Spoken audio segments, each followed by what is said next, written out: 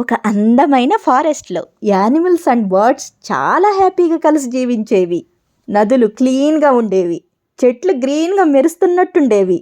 స్లోగా యానిమల్స్కి ఫుడ్ దొరకటం కష్టమైపోయింది. వాటర్ పొల్యూషన్ పెరిగిపోయింది. చాలా జంతువులు తన ఉనికిని కోల్పోతున్నాయి. ఎందువల్ల?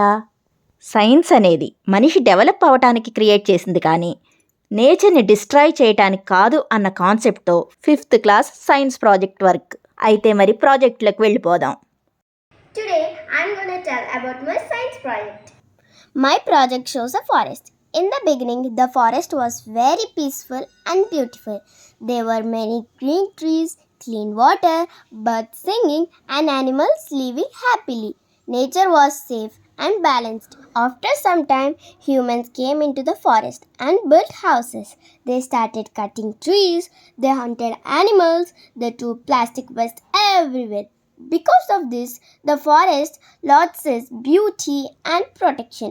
Birds lost their homes, animals lost their food and shelter. The environment became polluted. So, we must protect our forest. We must not cut trees, we must not use plastic, we must save animals and plant and more trees.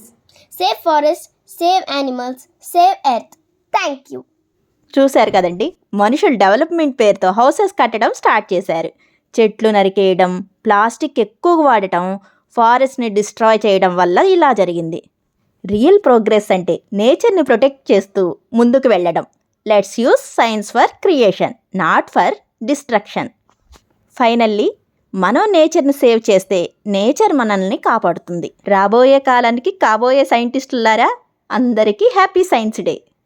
Thank you for watching. Subscribe for more videos. ఈ project మీకు ఎలా అనిపించిందో comment చేయండి. Concept నచ్చితే like చేసి share చేయండి.